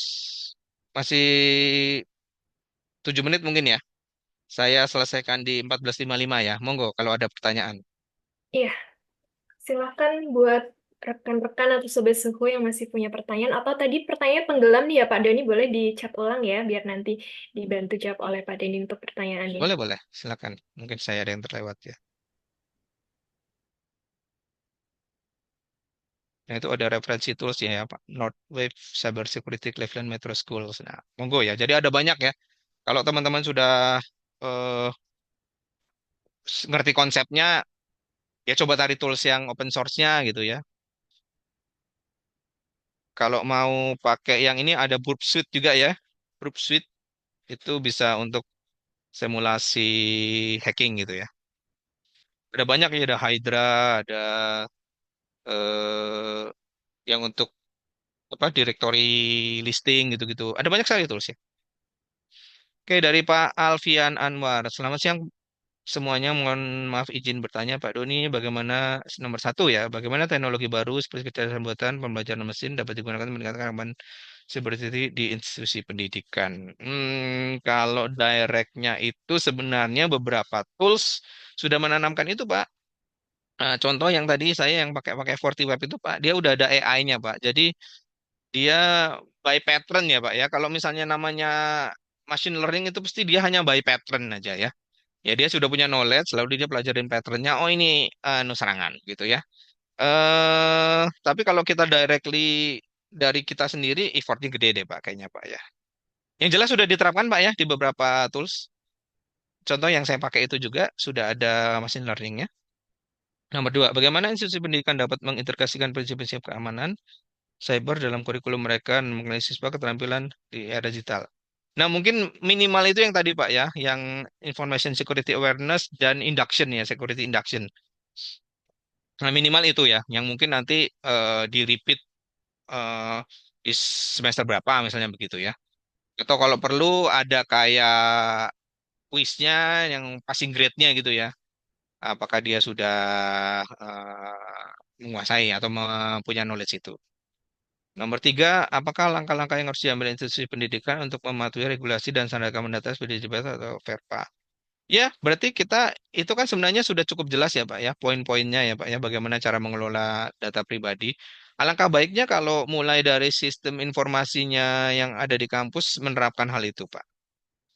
Oke, nomor empat, bagaimana institusi pendidikan dapat menggunakan teknologi blockchain untuk meningkatkan keamanan data dan transparansi dalam pengolahan informasi akademik. Boleh Pak, sebenarnya institusi pendidikan itu rohnya riset Pak ya. Ini sangat bagus sekali Pak ya. Intinya kan ada validasi dari banyak mesin begitu ya Pak ya. Tapi kita tahu isunya blockchain itu adalah boros resources ya. Paling itu aja Pak ya. Mungkin nanti bisa dilihat aja ya mana yang pas untuk kita jadikan pilot ya penerapan blockchain ya. Ledger biasanya, Hyperledger ya kalau yang kita pakai ya. Itu boleh aja Pak ya, bagaimana memvalidasi transaksi itu agar semua quorum menyetujui bahwa itu transaksi valid begitu ya Pak ya. Oke Pak Alfian, lanjut ke Fani Indrani, Bapak ya harusnya ya. Solusi untuk mencegah insider trade. Nah, kita tetap kalau solusinya kita jangan mengabaikan insider trade Pak. Jadi kalau saya nyusun firewall pun ke DMZ-nya itu dari inside pun saya cegat gitu ya. Jadi jangan dari luar aja begitu ya. Gitu, Pak. Jadi lainnya ya susah ya, karena itu niatan orang begitu ya. Ya kita hanya bisa ngelawan dengan prosedur, dengan teknologi, dan dengan kalau people-nya ya itu tadi paling edukasi bisanya, Pak. Gitu, Pak Fani. Semoga menjawab. Yang jelas tiga hal itu teknologi kita pakai ya, firewall. Proses kita gunakan prosedur-prosedur aturan ya, seperti kayak policy untuk ini apa namanya password misalnya begitu ya. Terus menggunakan MFA wajib misalnya begitu ya, menggunakan SSL wajib misalnya begitu ya. Itu kan dari segi kebijakan ya, aturan. Lalu kalau people kita hanya bisa awareness ya. Oke, masih ada 2 menit. Silakan.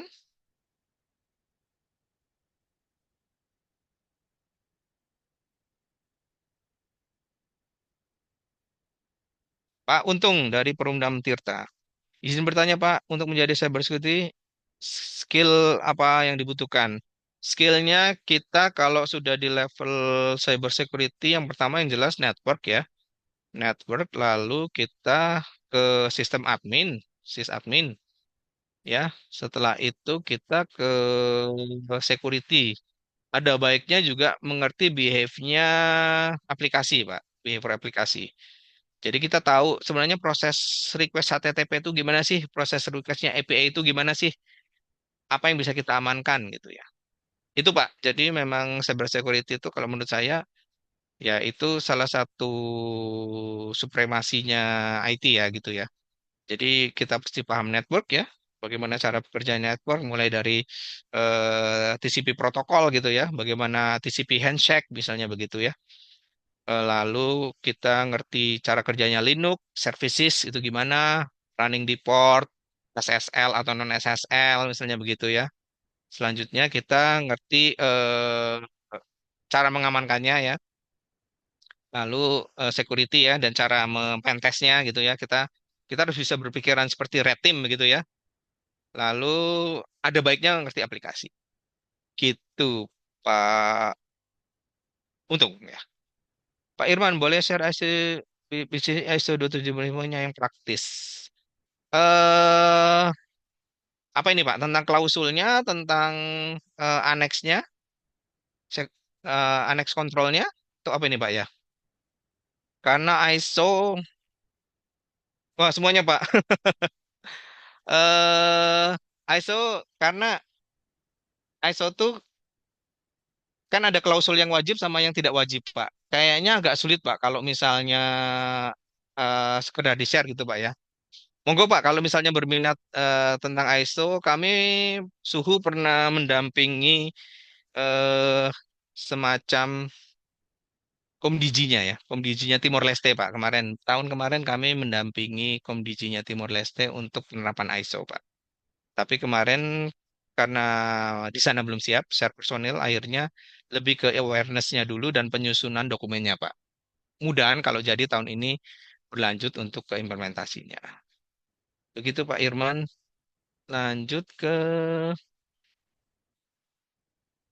Pak Edward.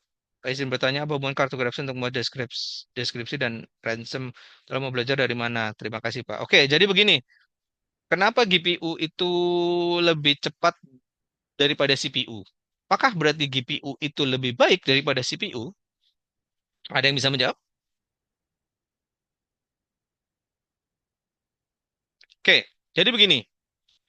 Kenapa GPU? GPU itu proses paralel. Kalau kita butuh proses paralel yang cepat, kita butuh GPU. Jadi kita ingin apa namanya? Eh ini apa namanya? Kayak pengolahan data yang banyak kayak gambar begitu kan dia atau grafis ya GIS begitu ya. Dia kan butuh menampilkan pixel secara cepat. Tapi tugasnya simple, hanya menampilkan. Nah, kalau yang butuh komputasi matematis, lalu butuh percabangan, GPU nggak bagus. GPU bukan untuk itu. CPU yang bekerja seperti itu. Nah, monggo. Jadi ketika kita membutuhkan proses yang paralel cepat dan tugas komputasinya sederhana, GPU yang bekerja. Tapi ketika kita yang kompleks, CPU yang bekerja. Begitu ya. Lalu ini izin menjawab dasar-dasar kriptografi, arsitektur BU, analisis malware, teknologi banyak sumber daya online. Ini untuk belajar apa nih Pak ya? Berarti machine learning ya, sepertinya ya, Pak Alfian Anwar. Kalau kriptografi kan memang lebih ke ini ya, lebih ke supaya data itu tidak terbaca langsung begitu ya. Kalau GPU yang tadi saya jelaskan ya, dia lebih ke proses paralel proses ya. Nah, analisis malware ya bisa dilakukan dengan manual ya. Namanya apa itu? Aduh,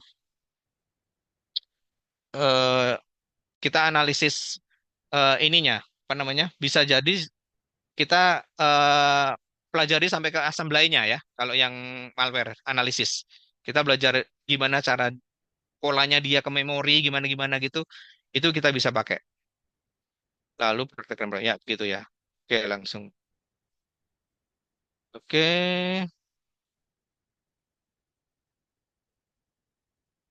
Kalau step-step dari ini sebutkan sebut jika ingin training seperti itu, tahapan training mana yang perlu kita ambil untuk langkah menjadi cyber security jika ingin training di suhu. Monggo Pak, Bapak mungkin bisa technical meeting dulu dengan kami Pak kalau berminat Pak Fahran, Muhammad Fahran. Eh, karena kami perlu akses dulu apakah secara network sudah kuat, begitu kan Pak ya? Secara sysadmin Linux sudah kuat. Mungkin kita bisa langsung ke pentest gitu ya, VA, Vulnerability Assessment dan pentest. Misalnya begitu Pak, Pak Muhammad Fahran. Monggo nanti bisa menghubungi Mbak Rus. Apa kita ada kasih kontak mungkin Mbak Rus? Kalau Kami, pengen menghubungi teman-teman iya, eh, untuk ini, bisa Pak Doni, bisa by WhatsApp admin. Untuk WhatsApp adminnya biasanya untuk follow up event, jadi nanti bisa disampaikan saja untuk kebutuhannya, biar kami bantu follow up untuk kebutuhan pelatihan yang mau di request seperti itu. siap. Oke, begitu Pak Muhammad Fahran. Dari Pak Agus Mawon, matur nuwun Mas Doni sangat edukatif. Sama-sama Bapak. Tunggu event-event kami selanjutnya nggih Pak. Lalu sudah semua ya? Sepertinya sudah semua ya. Oke, pas jam 3 ini terima kasih. Monggo kalau ada pertanyaan lagi bisa offline melalui teman-teman atau mau technical meeting bisa menghubungi teman-teman dari eh, tim marketing dan communication, Pak Rus. Nanti bisa disubmit ke saya untuk di arrange misalnya mau ada technical meeting dan tindak lanjut selanjutnya. Eh, Demikian yang bisa saya paparkan. Semoga bermanfaat. Mohon maaf jika ada sikap atau perkataan saya yang kurang berkenan dan sampai bertemu lagi di event-event kami selanjutnya.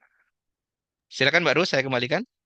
Baik, terima kasih banyak Pak Doni atas paparan materi yang luar biasa ya. Hari ini materinya daging banget nih Pak Doni. Sobat Suhu juga sepertinya sudah cukup puas dengan paparan materi hari ini. Dan semisal nanti Nah, dari Sobat Suhu kepengen nih ada materi lanjutan dari Pak Doni, silakan bisa dituliskan di form feedback ya. Karena di form feedback di situ tertulis untuk next event bisa request nih kita dari Suhu bisa angkat materi apa lagi sih yang kira-kira nanti sesuai nih dengan kebutuhan Sobat Suhu semuanya. Nah, karena kita sudah ada di penghujung webinar pada sore hari ini, saya ucapkan terima kasih sekali lagi untuk yang sudah hadir dari awal sampai akhir. Dan kemudian izin mengingatkan lagi ya, buat Sobat Suhu yang sudah hadir, jangan lupa mengisi form presensi yang sekaligus sebagai form feedback, yang formnya sudah kami share di kolom chat Zoom. Nanti silakan diisi dan batas maksimal pengisian sampai pukul 24.00 WIB malam ini untuk form feedback atau form presensi ini sebagai syarat untuk mendapatkan e-sertifikat seperti itu ya. Dan untuk sobat suhu yang tadi joinnya di tengah-tengah atau terlambat join, izin saya risam ya untuk materi hari ini. Untuk webinar hari ini yaitu webinar IT Security and Risk Management for Educational Institution.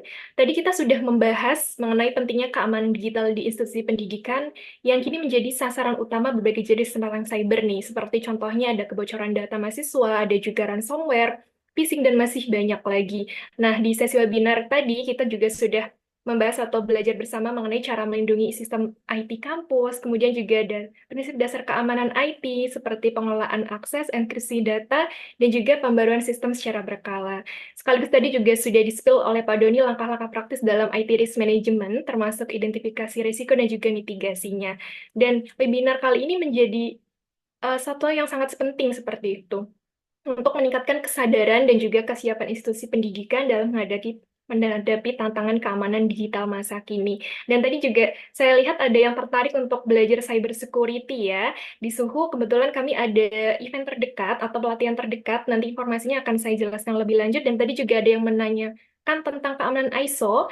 Di tempat kami juga ada untuk pelatihan keamanan ISO ya, Sobat Suhu semuanya. Nah, karena kita sudah di penghujung sesi webinar hari ini, seperti yang saya sampaikan sebelumnya, di akhir sesi ini saya akan memberikan penjelasan atau pengenalan lebih lanjut mengenai produk suhu seperti itu. Sekaligus nanti next event kita ada apa lagi sih seperti itu yang bisa diikuti oleh sobat suhu semuanya. Oke, izin share screen ya.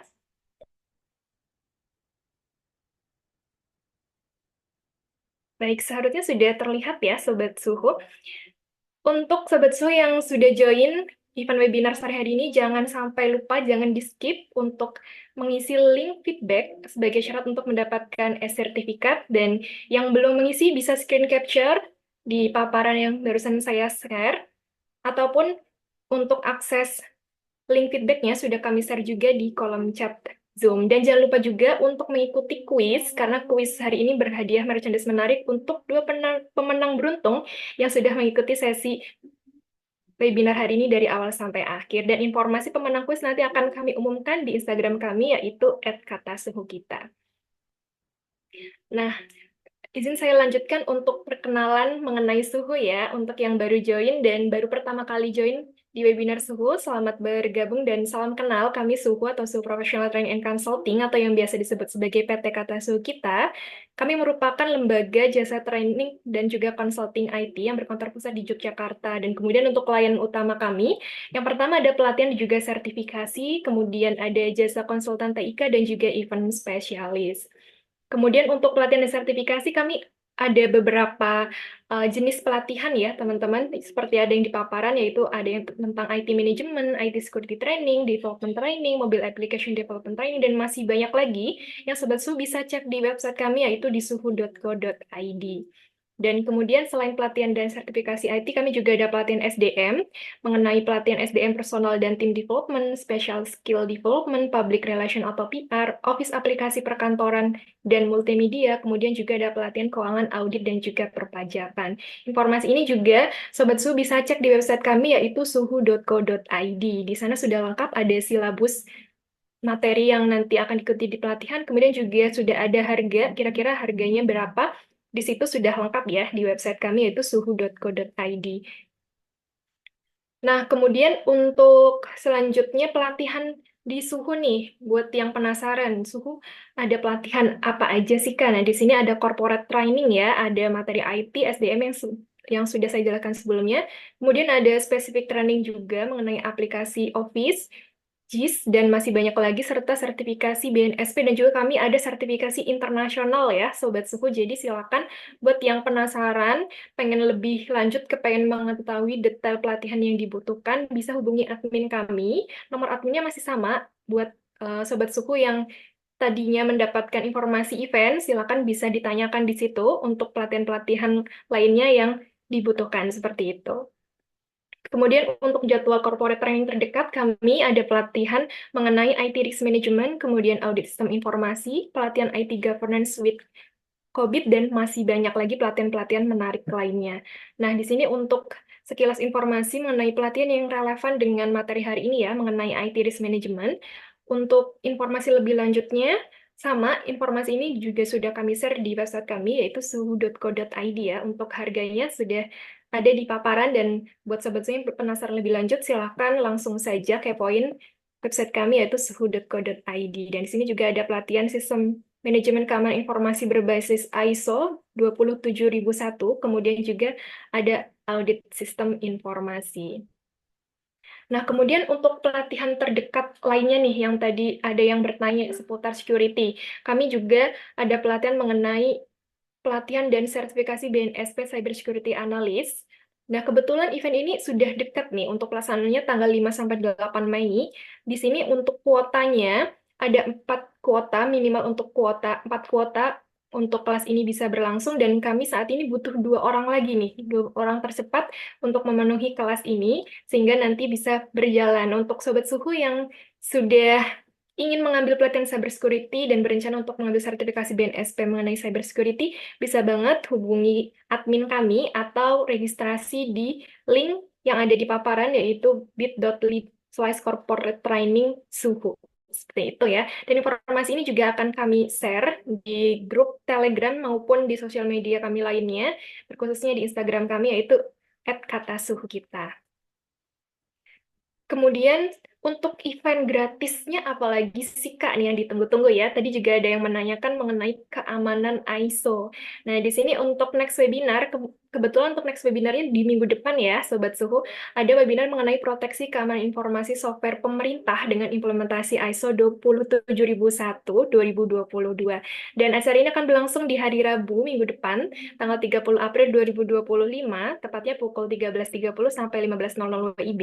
Jamnya sama seperti webinar hari ini, dan event ini juga disebarkan secara live via Zoom video conference. Jadi silakan untuk rekan-rekan pemerintahan terkhususnya ya ingin belajar mengenai keamanan ISO atau ingin mengulik lebih lanjut tentang implementasi ISO 27001 bisa mengikuti webinar hari ini. Dan informasi ini juga sudah kami share di akun sosial media kami khususnya untuk pelatihan pemerintahan by Suhu atau PPID by Suhu, dan juga di channel Telegram kami yaitu pelatihan pemerintahan by Suhu.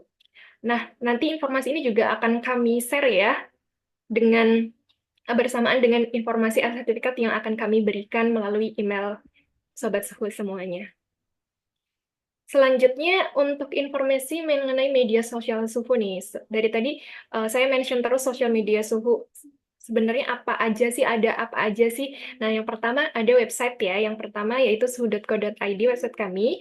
Di website ini sudah ada beberapa list materi pelatihan dan juga event yang nanti Sobat Suhu semisal sedang mencari referensi pelatihan bisa langsung saja kepoin di website kami yaitu suhu.co.id. Di sana sudah ada judul pelatihan yang dibutuhkan, kemudian juga silabus atau rincian materinya dan juga harganya, seperti itu. Dan selanjutnya ada Instagram kami @katasuhukita ya, dan juga kami ada broadcast belajar IT gratis, jadi jangan lupa juga untuk follow media sosial kami lainnya, di antaranya itu Instagram @katasuhukita, dan biasanya kami juga share mengenai informasi event gratis di Instagram kami yaitu @katasuhukita. Dan terakhir yaitu Suhu TV. Nah, Suhu TV ini sebagai platform edukasi, kami sering memberikan edukasi secara gratis mengenai dunia IT terkhususnya, dan untuk record dari kegiatan webinar kami akan kami publikasi di channel YouTube Suhu TV. Jadi jangan khawatir untuk Sobat Suhu yang tadi sempat tertinggal untuk join ataupun mau merecall ulang materi yang sudah di-share oleh Kak Doni hari ini, nanti link publikasinya akan kami share ya. Dan juga kalau misalnya mau langsung kepoin Suhu TV boleh banget, jangan lupa juga di-subscribe channelnya biar nggak ketinggalan informasi update menarik lainnya dari kami. Kurang lebih itu saja informasi yang bisa saya sampaikan, karena kita sudah menginjak, lebih tepatnya kita sudah melebihi dari pukul 15.00 WIB, dari saya sudah cukup untuk perkenalannya.